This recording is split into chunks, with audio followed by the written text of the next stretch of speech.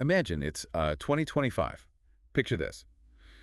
Over Ukraine, the air isn't just filled with, bird song. It's thick with the sound, the whir of countless cheap drones. Yeah, countless is right. We're talking huge numbers. Exactly. Like 1.5 million rolling off production lines just in 2024. And, get this, they're apparently planning to triple that. Triple it. Wow. And these aren't like hobbyist drones either. No way. These things are delivering pinpoint strikes.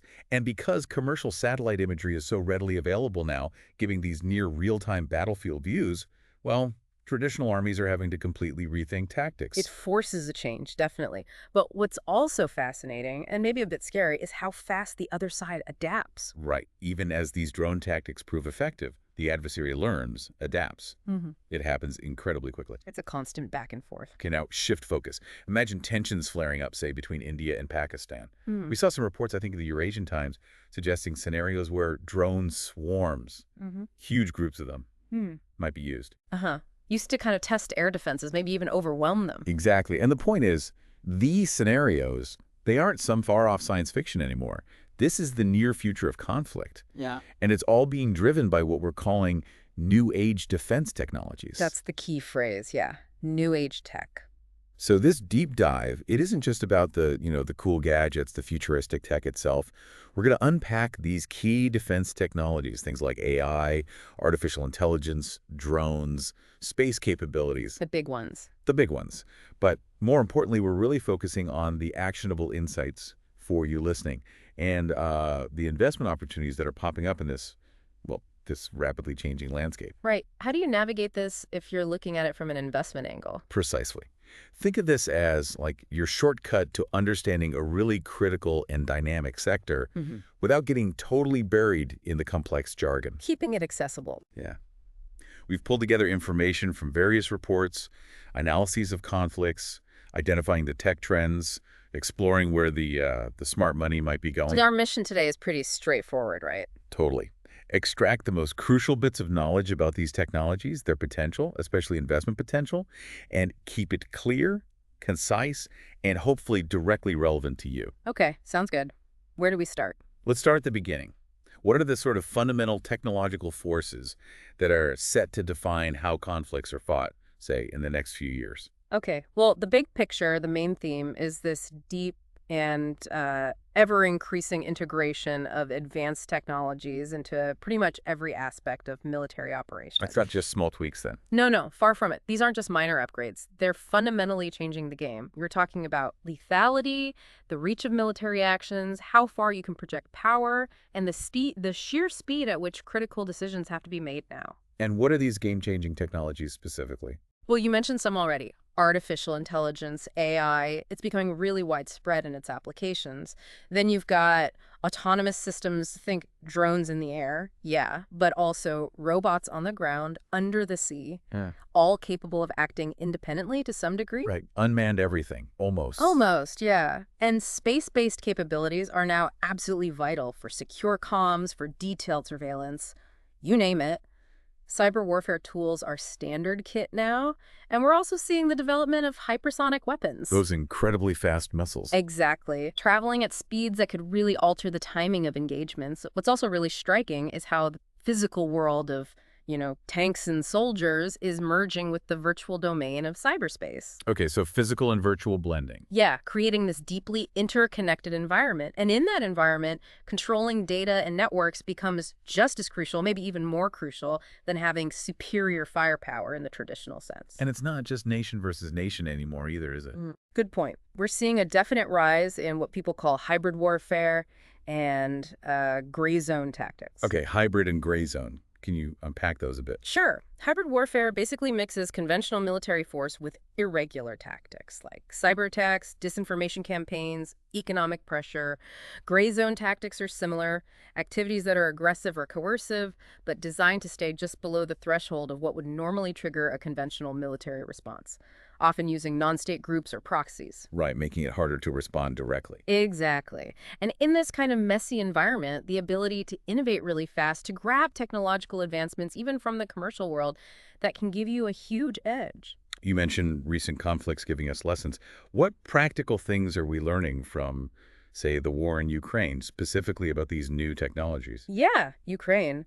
Unfortunately, it's become a real-world testbed. A harsh one, but incredibly informative, a sort of crucible for understanding modern warfare. It's shown really starkly how existing weapons, when you combine them with rapid tech innovation, can play out on a huge scale. And drones have been central to that, Like, hasn't they? absolutely central. Ukraine's use of relatively cheap, almost disposable drones for precision strikes, often deep behind enemy lines. It's a prime example. And the sheer numbers. 1.5 million in 2024, planning to triple. It's astounding. It really highlights how accessible tech can have a massive battlefield impact. But, and this is crucial, while these drone advancements, and you see similar things with unmanned systems in the sea too, while they're innovative, right now they're generally seen as evolutionary, not revolutionary. Evolutionary, why not revolutionary? Because, as we mentioned, the opposing side adapts so quickly to develop countermeasures, new tactics, sometimes literally in hours or days, so any advantage you get is often temporary. It's this constant cycle of innovation and counter-innovation. Like a technological arms race happening in real time on the battlefield. Precisely. The wars also really hammered home the importance of battlefield transparency. That's largely thanks to near real-time imagery and data from commercial satellites. So everyone can kind of see what everyone else is doing, much more than before. To a large extent, yes. And that level of visibility forces armies to completely change their ground tactics. You can't mass forces in the same way if they can be seen and targeted so easily. Makes sense. And beyond that, the conflict underscores the absolute need to master data, collecting it, analyzing it fast, protecting it securely. You need resilient communication networks. And you need the ability to quickly integrate new tech across the board, especially for logistics. Logistics. Okay, that sounds maybe less flashy than drones and AI, but critical, I assume. Absolutely critical and becoming very tech-driven. Future logistics probably involves what's called disaggregated logistics. Disaggregated. Meaning spreading out your supplies and support assets, making them harder targets. But you also need the agility to bring them back together, reaggregate them precisely when and where needed. It's about resilience and flexibility. So dispersed, but able to concentrate quickly. Exactly. We've even seen examples of really old school platforms like those Russian turtle tanks with extra armor bolted on being adapted. Turtle tanks, right. I saw pictures of those. Yeah, adapted to basically act as mobile power sources for electronic warfare gear or drone operations. It shows how even traditional platforms can be repurposed in this new environment. And a big takeaway from all this. A huge takeaway is the need for much faster, more adaptable acquisition processes for military tech. Shorter cycles design, test in combat, get feedback, iterate fast to keep that technological edge. You brought up different generations of warfare earlier. Could you quickly walk us through that idea and how these new technologies fit in? Sure. It's a framework, basically, to understand how warfare has evolved. First generation warfare, 1GW, was mainly about manpower. Big armies clashing in lines and columns. Okay, sheer numbers. Right. Second generation, 2GW, shifted to firepower. Think World War I artillery barrages. Superior weaponry was key. Got it. More firepower. Third generation, 3GW, emphasized maneuver. Blitzkrieg is the classic example. Getting behind enemy lines, disrupting them. Speed and tactics. Maneuver, okay. Fourth generation, 4GW, blurred the lines between combatants and civilians. Think insurgency, terrorism, propaganda, targeting the enemy's will to fight, not just their army. Blurring lines, targeting society. Exactly. And finally, fifth generation warfare, 5GW, is even more subtle. It's about influencing populations and decision makers by shaping perceptions and beliefs, often using information ops, cyber attacks, maybe without much direct physical fighting at all. Wow, okay. Influencing minds. So how do AI, cyber, drones, all this new stuff impact these generations? Profoundly, and across all of them, really. Take cyber capabilities. They let you bypass physical defenses entirely. You can target critical infrastructure power grids, comms networks, or even government decision-making. That fits perfectly with 4GW and 5GW ideas, undermining society and strategy. Right, hitting the foundations. Yeah. And artificial intelligence, AI. It's truly cross-cutting. It impacts everything. Better target recognition. Check. Enabling autonomous drones or robots. Check. Running complex war game simulations. Check. Even powering sophisticated information warfare campaigns. Check. So AI is everywhere. Pretty much. It's basically accelerating what military folks call the ODA loop: observe, orient, decide, act. making that cycle faster at every level of conflict across all generations. What about things like VR and 3D printing? Where do they fit? Good question. Virtual and augmented reality, VRR, they're revolutionizing training. You can create incredibly realistic, complex simulations that's invaluable for preparing soldiers for the chaos of modern battle. Safer, cheaper training too, I imagine. Definitely. And 3D printing or additive manufacturing, that's hitting logistics hard. Imagine being able to rapidly prototype or even manufacture spare parts, maybe even whole systems, much closer to the front lines or even in the field. Huge impact on supply chains. Exactly. Cuts down reliance on long, vulnerable supply lines. So ultimately, what we're seeing is this increasing convergence of the physical and virtual domains.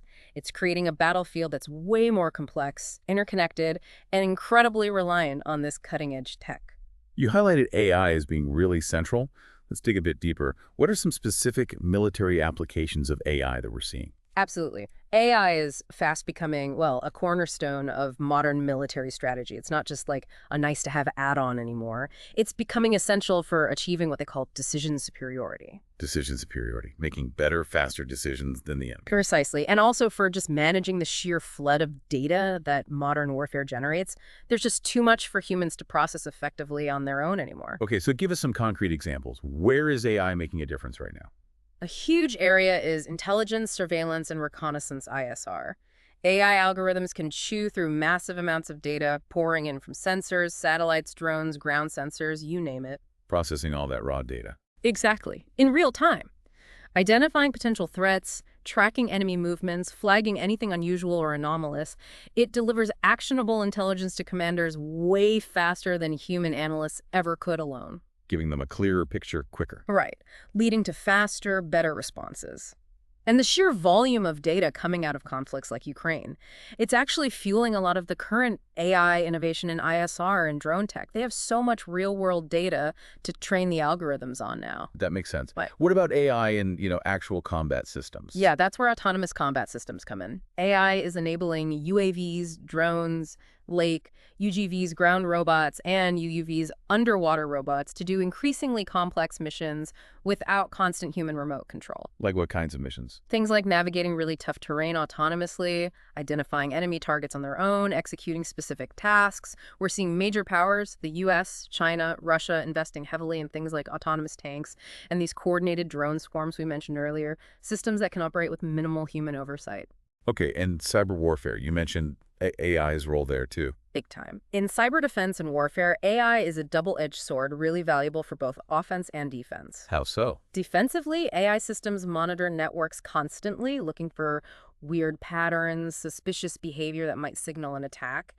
They can spot really sophisticated threats like APTs, advanced persistent threats, or even zero-day exploits, vulnerabilities nobody knew about before. And then react automatically. Yeah, often initiating automated responses to shut down the threat much faster than a human could react.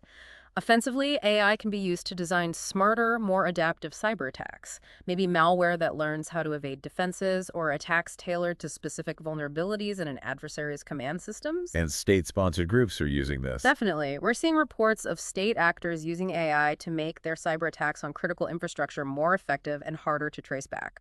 It sounds like commanders are almost getting AI co-pilots for decision-making. Is that fair? That's actually a pretty good analogy. Enhanced decision-making and command systems are using AI to help commanders process all the battlefield info, analyze it, suggest different courses of action. Somewhat options analysis. Exactly. And even run quick simulations. If we do X, what's the likely outcome? It helps reduce the cognitive load on commanders, letting them make more informed, proactive decisions faster. And companies are working on this. Oh, yeah. The Pentagon is actively testing these kinds of AI decision support tools. They're collaborating with companies like Anduril and Palantir to get these technologies into the field faster. Palantir software, for instance, has reportedly been used effectively in Ukraine, analyzing imagery and drone footage to give commanders real-time intelligence. We hear so much about the cloud, but what happens when you're in a battle zone without reliable internet? How does AI work then? That's a critical question, and the answer is Edge AI. Edge AI. Yeah. Instead of relying on sending data back to a big central cloud server for processing, Edge AI puts the AI algorithms and the processing power directly onto the tactical device itself. Like onto the drone or the soldier's tablet. Exactly. Onto the drone, the vehicle, maybe even wearable tech. This allows for real-time analysis and autonomous decision-making right there at the edge where the action is happening. Which is vital if communications are jammed or down. Absolutely vital in contested environments where comms might be unreliable, disrupted, or just non-existent. Edge AI means lower latency, faster processing, and much greater operational independence. That can be a decisive advantage. With all this potential, what are the big hurdles, the challenges in getting military AI right? And where's the investment really flowing? Well, despite the huge potential, there are definitely challenges. Development cycles can be really long to create robust, reliable, and importantly, secure AI systems. Security is huge, protecting these systems from enemy tampering or hacking. And the ethical side, human control. That's paramount.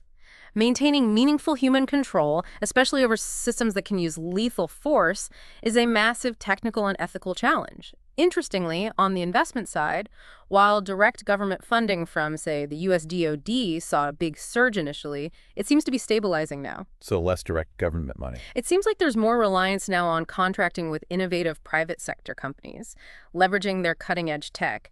But the strategic competition, especially with China and AI, that remains a huge driver for overall U.S. investment in defense AI. And the risks. We have to acknowledge the risks. Over-reliance on AI is one danger. The potential for an uncontrolled AI arms race is another serious concern. And ensuring legal compliance and clear human accountability as AI gets more integrated, that's absolutely critical. Okay, let's pivot slightly. We've talked about the AI brains. Let's talk more about the bodies, drones, and other autonomous systems. They seem to be everywhere in military discussions now. They really are, and for good reason. Drones and autonomous systems are fundamentally changing military operations. They extend reach, they reduce risk to human personnel. Taking soldiers out of the line of fire. Exactly. And they enable totally new tactics that just weren't possible before. Ukraine, again, is the prime example. Their widespread, innovative use of low-cost drones for strikes and recon has been a major feature of the conflict. But you said earlier it's more evolutionary than revolutionary right now. Can you remind us why? Right. While the innovation is significant, it's currently seen as evolutionary because adversaries adapt so fast. Any advantage gained from a new drone or tactic is often short-lived because countermeasures pop up so quickly, hours, maybe days. So no sustained game changer yet. Not quite yet. A truly revolutionary advance would provide a sustained, significant advantage that's hard to counter quickly. We haven't really seen that threshold crossed yet. Still, it sounds like drones are kind of leveling the playing field in some ways. Absolutely. The lower cost and increasing accessibility of drone tech mean it's leading to a sort of democratization of air power.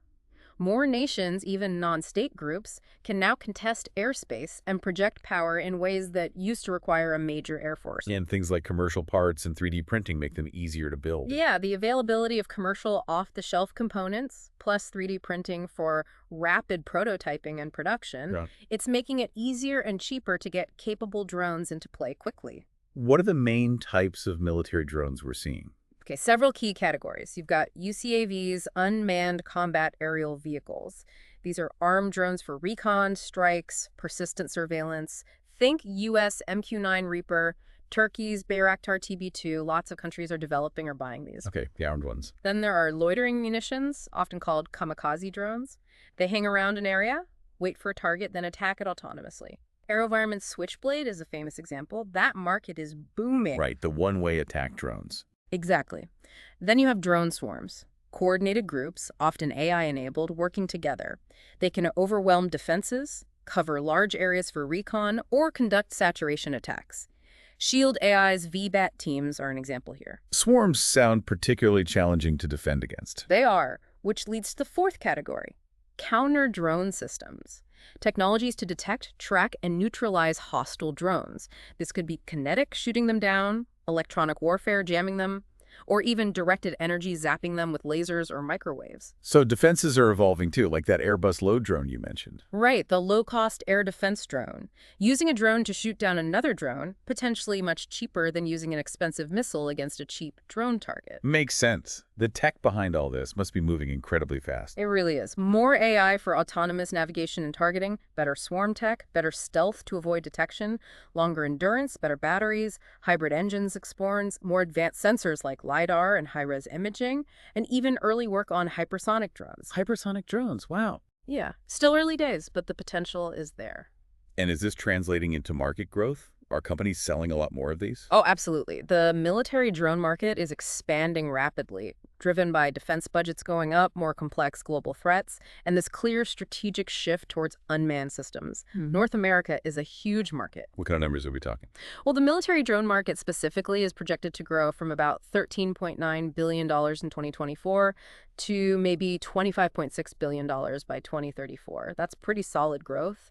And interestingly, while the overall drone market, including commercial use, is growing, the military side seems to be accelerating even faster in terms of investment focus. Okay, let's move upwards. Space. Feels like that's becoming a really critical and maybe contested military domain, too. You're absolutely right. Space is now indispensable for modern military operations, especially for C4ISR. C4ISR, command control, communications, computers, intelligence, surveillance, reconnaissance. Right. Exactly. And Ukraine, again, really highlighted this. The level of integration of commercial space capabilities, providing that battlefield transparency, influencing tactics, it's unprecedented. So it's not just about secret government spy satellites anymore. Not at all. Military satellites are still vital, of course, for secure, high-bandwidth communications, linking forces globally, tracking adversaries, enabling precision targeting, early warning for missile launches. That's all still crucial. Advanced systems like K-band SATCOM provide those high-speed, secure links. And the ability to see what's happening on the ground from space. That relies on advanced sensors. SAR synthetic aperture radar can create high-res images day or night through clouds, really useful for mapping, finding vehicles, infrastructure. Regardless of weather. Right. And EOIR, electro-optical infrared sensors, capture visual and thermal images, helping identify objects. And importantly, AI is increasingly used to analyze the flood of satellite imagery, picking out relevant details much faster. I keep hearing the term space domain awareness, or SDA. What's that about? SDA is basically knowing what's going on up there, tracking all the satellites, all the space junk, and identifying potential threats to your own space assets. The U.S. Space Force has made this a huge priority. How do they track everything? Using a mix of things, cyber systems, ground-based radar, optical telescopes, even space-based sensors. There's also a push for more unclassified SDA data sharing with allies and commercial operators, and even using commercial satellite constellations to help with SDA. It sounds like space is getting crowded and maybe more dangerous. Unfortunately, yes. As we rely more on space, those assets become more vulnerable. We're seeing development of counterspace capabilities. Like anti-satellite weapons. That's the extreme end, yes, ASAT weapons. But also things like jamming satellite signals, cyber attacks on satellite control systems. We've seen reports of Russia using jamming and cyber attacks against Ukrainian systems relying on satellites. And both Russia and China have tested ASAT weapons, which raises huge concerns about space debris and future safety. What are the big emerging trends in military space tech? One big one is PLEO constellations, proliferated low Earth orbit. Lots of smaller, cheaper satellites in LEO. Like Starlink, but for military purposes. Sort of, yeah. The U.S. Space Development Agency is building constellations for things like missile tracking and high-speed data transport for troops. They offer resilience, lose one satellite, many others remain, and more frequent coverage. What else? More onboard processing and AI on the satellites themselves. So the satellite can process data and maybe send intelligence directly to users on the ground without needing to beam everything back to Earth first, faster response times. And of course, cybersecurity for satellites is becoming massively important. Protecting these vital assets is critical. It definitely sounds like space is becoming a much more active and potentially riskier military arena. That's a very fair assessment. The benefits are undeniable, but the development of counterspace tech clearly shows a growing militarization of space. Okay, let's come back down to Earth, or maybe the virtual realm. Cybersecurity and cyber warfare. Feels like we hear about attacks on critical infrastructure and government systems almost daily. You're right, it's constant. Cyber warfare is now integral to modern conflict, often used before or alongside traditional military action, and it's a key part of those hybrid warfare strategies we talked about. And everything being digital makes it a bigger target. Exactly. Military systems, critical national infrastructure power, finance, comms, it's all increasingly digitized, which makes it a prime target for sophisticated cyber attacks. How is AI changing things in the cyber domain, both attacking and defending? AI is a game changer here too. Offensively, AI helps develop more adaptive malware, smarter phishing campaigns that are harder to spot. State actors are using AI to refine attacks on critical infrastructure, energy, transport, telecom, AI can even automate creating fake online profiles for spear phishing attacks. Making attacks more sophisticated and harder to attribute. Right. Defensively, AI-powered cybersecurity tools monitor networks constantly, looking for anomalies, subtle signs of attack. They can detect advanced threats like APTs or zero days. And then react automatically. Often, yes. Initiating automated responses much faster than humans can. Machine learning can also analyze past attacks to predict future threats and adapt defenses proactively. You mentioned critical infrastructure being a major target. How big a risk is that, really? It's extremely serious. In the U.S., something like 85% of critical infrastructure is privately owned. Power grids, water systems, telecom networks. So protecting it requires public-private partnership. Absolutely critical. A successful large-scale attack could be catastrophic. And the problem is growing because traditional IT systems are increasingly connected to industrial control systems, ICS, the systems that run the physical infrastructure. Plus, you have the explosion of Internet of Things, IoT devices. It just creates a massive, complex attack surface. Who's behind these state-sponsored attacks? We're seeing increasing frequency and sophistication from various state-sponsored threats. The FBI has pointed to Chinese state-linked groups using AI in their attacks. Russia has consistently used cyber operations against Ukraine, wiping data with malware like Hermetic Wiper, synchronizing cyber attacks with military assaults. Even ransomware, while often criminal, is sometimes suspected of having state backing or tolerance. So cyber isn't just about spying anymore. Not at all. It's a core part of hybrid warfare.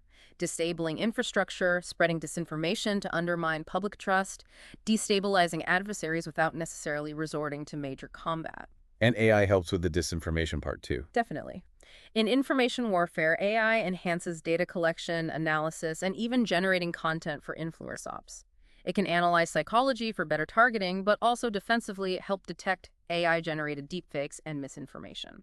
What are governments doing about all this? They're increasingly prioritizing risk management, proactive threat detection. Agencies like CISA in the U.S. focus on this, emphasizing that shared responsibility between government and the private sector. But ultimately, it's a continuous cyber arms race. AI is becoming both the weapon and the shield. Okay, we've covered threats from air, space, cyber. Let's talk defense. How are nations protecting themselves against these evolving threats, especially things like hypersonic missiles and drone swarms? That's a massive challenge and a huge area of investment. Hypersonic missiles, stealth aircraft, sophisticated drone swarms, they're really pushing the limits of traditional air defense systems. Older systems often just aren't adequate. What makes hypersonics so tough to stop? It's the combination of extreme speed Mach 5 or more and maneuverability. Speed drastically cuts reaction time, and their ability to change course makes them incredibly hard to track and intercept with current missile defense tech. So new defenses are needed. Urgently. Layered defenses are key. That means advanced sensors, maybe space-based, to detect them earlier, plus entirely new types of interceptors capable of engaging targets at those speeds and altitudes. It's a top priority for many countries. And what about defending against stealth aircraft or those drone swarms? Yeah. Very different challenges, right? Very different, yes. Stealth planes minimize their radar signature. AI-powered drone swarms might not emit radio signals, coordinating autonomously, and can just overwhelm defenses by sheer numbers, especially in low-altitude or urban areas. How do you counter that? Again, a multi-layered approach. You need low-altitude surveillance layers, dedicated sensors to spot low-flying threats that might sneak under traditional radar. Passive detection systems that don't rely on radar are also important. And cheaper ways to shoot them down. Critically important. You need cost-effective interceptors. You can't afford to shoot down $10,000 drones with million-dollar missiles. That Airbus Olo drone concept is one approach. Developing smaller, cheaper interceptor drones, maybe with AI guidance, is another big area of research. What about electronic warfare? Jamming the drones. Electronic warfare EW systems play a role, trying to jam comms or navigation.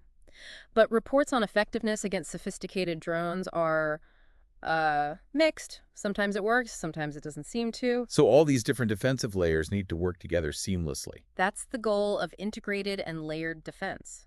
Combining diverse sensors, various interceptors, missiles, guns, maybe directed energy, all linked by advanced command and control C2 systems.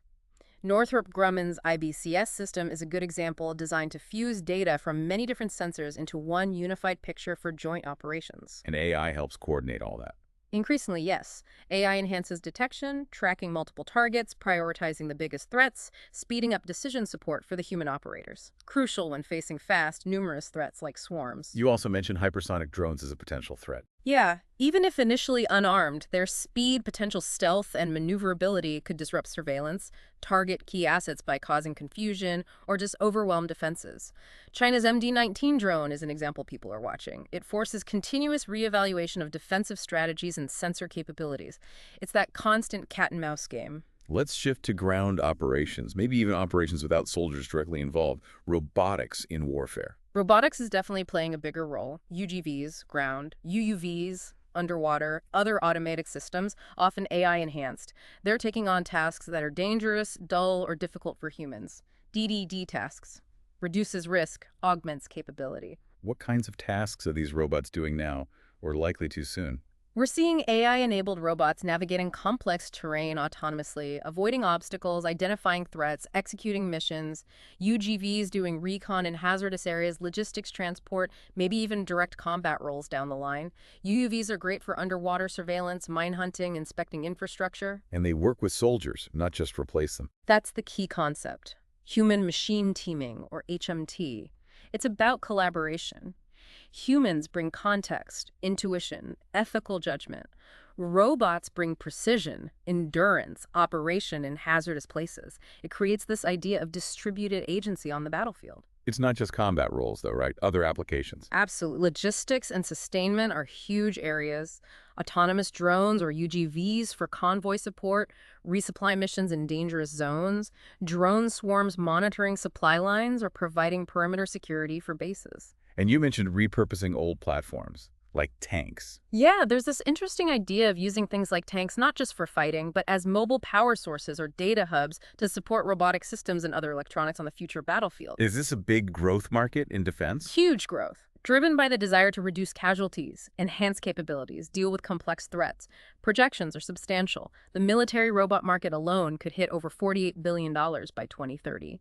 The broader AI and robotics and aerospace and defense sector, maybe $52 billion by then. What are some specific development focuses? Things like UGVs navigating off-road without GPS. Companies like Overland AI are working on that. Developing physical AI to give unmanned systems better perception and reasoning. Booz Allen working with Scout AI on that front.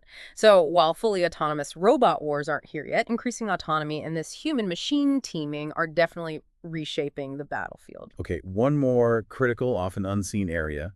Electronic warfare, EW. You said it underpins a lot of modern tech. Absolutely. EW is critical for controlling the electromagnetic spectrum, the EMS. It's about detecting, denying, disrupting, deceiving, or even destroying enemy electronic capabilities, their radar, comms, navigation, while protecting your own use of the spectrum.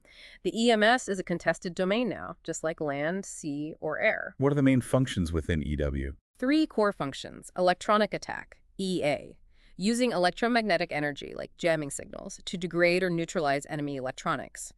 Electronic protection, EP. Protecting your own systems from enemy EA or even friendly interference. Think anti-jamming tech for radios. And electronic support, ES. Basically listening to the EMS. Sensing signals to identify threats, locate enemies, gather intelligence that signals intelligence or SIGINT. How is EW evolving with all this new tech? Significant modernization happening. Big trend towards integrated systems combining EW, SIGINT, cyber capabilities into one platform. The U.S. Army's TLS programs are examples, with companies like Lockheed Martin involved, using modular open architectures for easier upgrades. Easier upgrades sound important in a fast-moving field. Crucial. That ties into rapid reprogramming, being able to update EW systems almost in real time to counter new enemy signals or tactics, much faster than older systems. There's also this idea of an EW arsenal, a library of techniques you can quickly deploy against specific threats. And AI's role. Big role in cognitive EW, using AML so the system can autonomously learn and adapt to the changing electromagnetic environment, identify new threats, and deploy countermeasures automatically. Is EW tech getting smaller, too? For soldiers on foot? Yes, dismounted capabilities are important. Systems like the TLS BCT Manpack give individual soldiers portable electronic attack tools. And overall, EW is being integrated across all domains, air, land, sea, space, cyber, to support that Joint All-Domain Operations concept, JDO. Is this a big market, and who are the main companies involved? Very significant market and growing fast. Major players include BAE Systems, RTX, Raytheon, Northrop Grumman, L3Harris, Lockheed Martin. They're winning big contracts constantly. The market's projected to more than double by 2033, maybe from $18.5 billion in 2024 to over $41 billion. What are the main challenges? Keeping pace with evolving threats and increasingly sophisticated enemy electronics, ensuring interoperability between different systems, managing the huge amounts of data generated, but mastery of the EMS is vital for success, so it's a continuous area of investment and innovation. We've covered the main pillars. Are there other emerging technologies maybe further out that could still have a big impact down the road? Yes, definitely. A few worth mentioning briefly. Nanotechnology and MEMS, microelectromechanical systems, could lead to new materials, advanced tiny sensors, maybe even nanorobots for specialized tasks. Tiny tech with big potential. Right. Biotechnology potential for enhancing soldier performance, new medical treatments, but also serious ethical concerns about biological weapons, need for strong international norms. Ethical guardrails are key there. Absolutely. 3D printing, additive manufacturing, we touched on logistics, but also rapid prototyping, customized gear. The Army's even looking at putting 3D printers alongside preposition stocks. Making things on demand, closer to need. Exactly. Blockchain potential for enhancing cybersecurity, securing supply chains, improving data integrity. Maybe less hyped now, but potential applications remain. Okay. What else? Virtual and augmented reality beyond training, maybe enhancing soldier situational awareness in the field. That market's projected to grow quite a bit too. And quantum technologies. Still early days for many applications, but huge potential breakthroughs in code breaking, truly secure communications, super sensitive sensors, solving incredibly complex problems. NATO sees quantum superiority as a key future race. Wow. Quantum could really change things. Potentially, yes. All these contribute to an even more complex future battlefield. So, with all these individual technologies, how do militaries actually bring them together? Coordinate them? I've heard terms like JDC2 and multi-domain operations. Right, those are the key concepts for integration. JDC2, Joint All-Domain Command and Control, is a massive U.S. DoD initiative. The basic idea is to connect sensors from all services, Army, Navy, Air Force, Marines, Space Force, maybe allies too, into one single resilient network. One network to rule them all. Kind of, yeah. The goal is faster, better decisions by giving commanders a unified operational picture, achieving decision superiority or information advantage. It means integrating legacy systems with all this new tech across all domains: land, air, sea, space, cyber. Why is this integration so strategically vital now? Because adversaries are also advancing technologically, and the sheer volume and complexity of battlefield data is overwhelming. JADC2 aims to let forces sense what's happening, make sense of it, and act decisively, faster and more synchronized across all domains. Better deterrence, more effective operations if deterrence fails. Which companies are working on JDC2 tech? Major players. Lockheed Martin is big on 5G MEL comms, AI, cloud tech, software-defined networks, and open systems. Northrop Grumman's IBCS, we mentioned for air defense, is seen as a practical example, fusing sensor data. Palantir's Maven Smart system is involved in connecting disparate systems for the combined joint version CJDC2. Are there debates about this approach? Oh yeah. Some worry about over-reliance on tech, making the network itself a single point of failure if attacked. Others argue for more decentralized command, letting units operate effectively even with limited connectivity. But the overall goal, better integration of information and effects across domains, that's widely accepted. And how does AI specifically fit into multi-domain operations, or MDO? AI is seen as a critical enabler for MDO. MDO is about synchronized actions across all domains to create multiple dilemmas for the enemy simultaneously, overwhelming their ability to react. AI speed in processing data, finding patterns, predicting actions, supporting decisions, it's essential for managing that complexity in base. Can you give specific examples of AI enabling MDO? Sure. AI helps achieve enhanced situational awareness by fusing sensor data from everywhere into that comprehensive real-time picture. It enables accelerated decision-making by suggesting courses of action, automating routine tasks. NATO's PM-ADM initiative uses AI for decision support. Coordinating the robots and drones, too. Absolutely. AI is fundamental for autonomous systems coordination, controlling drone swarms operating across domains, like Shield AI's work. AI improves intelligence analysis, sifting through social media, images, building predictive models. NATO's Felix and AI Claire tools help here. AI can even optimize logistics and predictive maintenance across domains. And AI, especially generative AI, is revolutionizing wargaming and simulation, creating realistic scenarios, assessing outcomes in real time. So the goal is an information and time advantage. Exactly, a significant advantage. But again, challenges remain AI transparency, explainability, ethical use, especially for lethal decisions, and always maintaining that meaningful human control. This has been a massive overview of the tech. Let's shift now to the money side. What are the market dynamics, the investment opportunities being created? Right. The big picture is a significant ongoing surge in global defense spending. It's driven by, well, geopolitical tensions heating up everywhere, plus the need to adopt all this new tech we've been discussing. How much is spending actually going up? Globally, total defense spending hit around $2.46 trillion in 2024. That's a big jump, 7.4% real terms increase from the year before. And it's a rising share of global GDP, too, almost 2%. Are there specific regions driving this growth? Yeah, definitely. Europe saw huge growth, nearly 12% real terms increase in 2024. Germany is now the fourth largest spender globally. Poland's in the top 15. Russia's spending jumped massively, almost 42% in real terms between 2023 and 2024. Wow.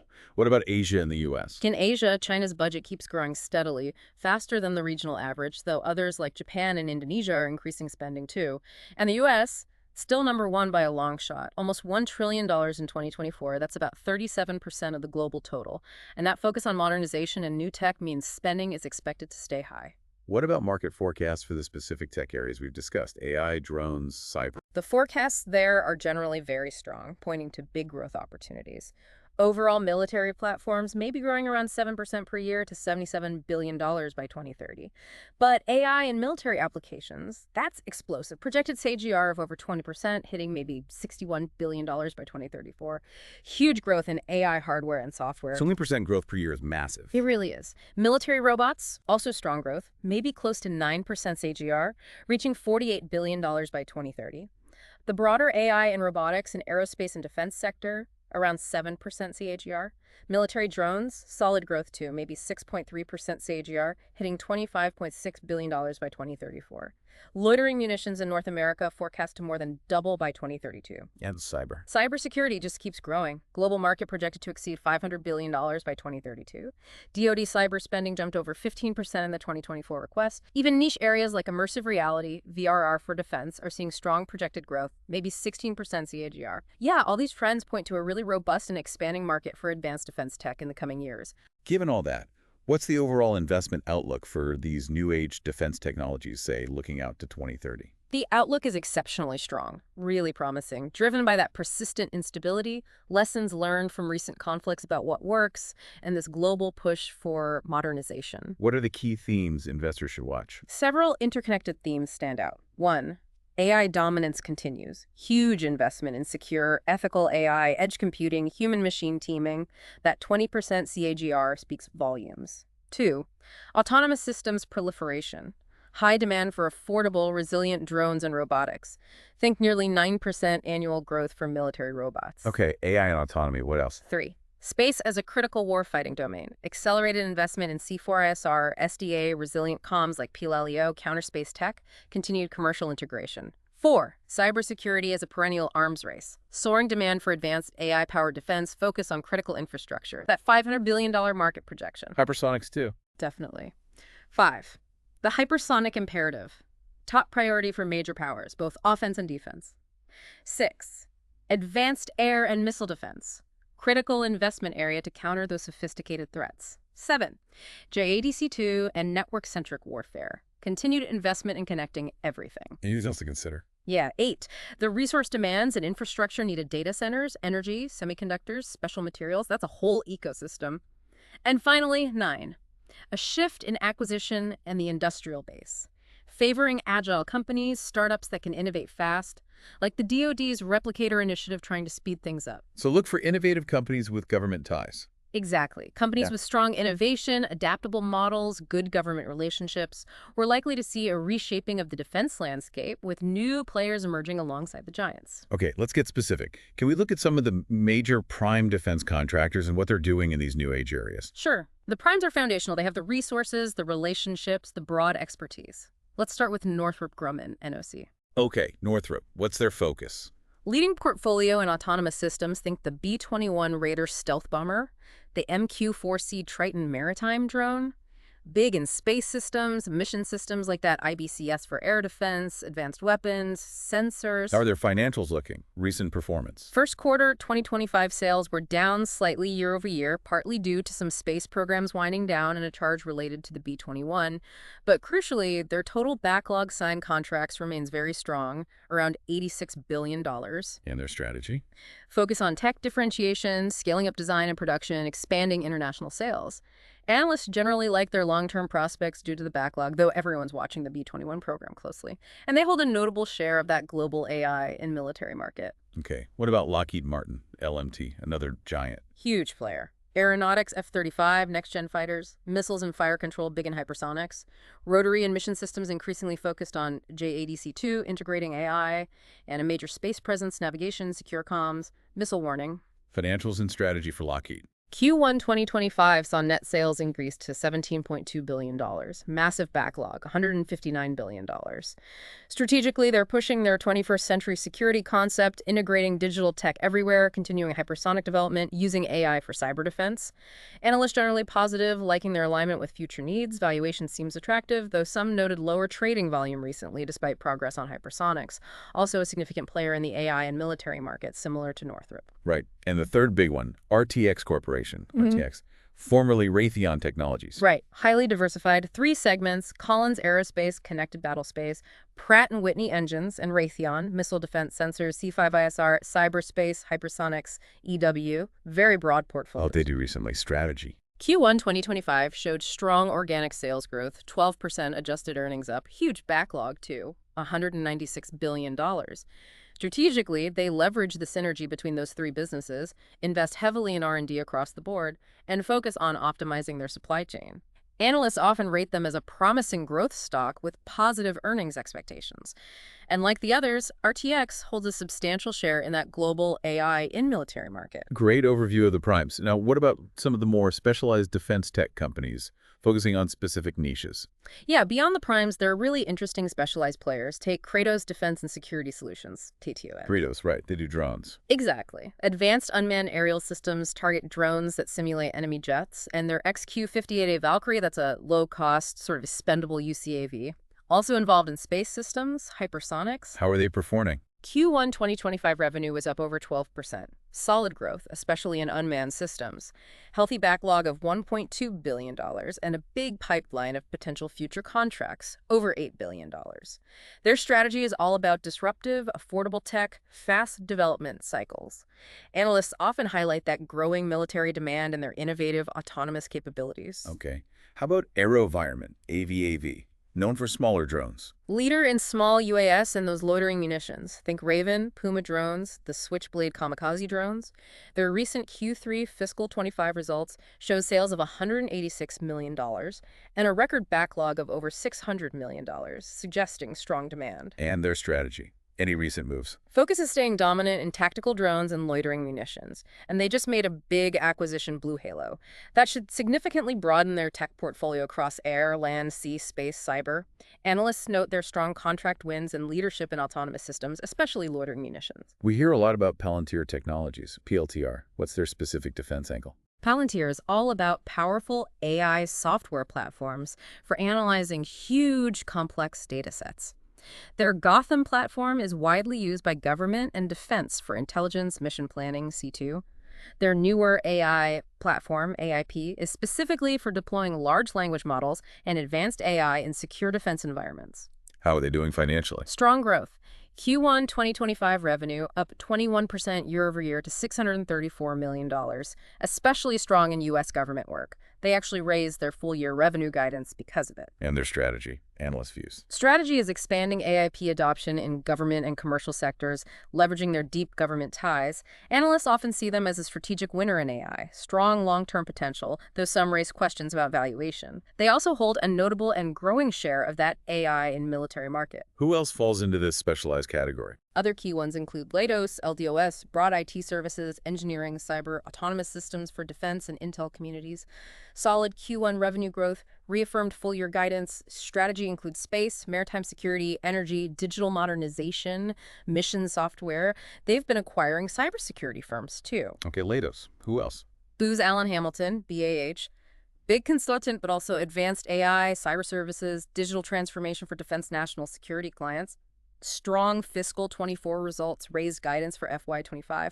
Strategy involves leveraging AI and cyber for critical missions, investing in innovative startups via their ventures arm. And one more. Elbit Systems, ESLT. They're based in Israel, but a major global player. Wide-range C4ISR, UAS, EW, precision munitions. Huge order backlog, $17.8 billion end of Q1 25.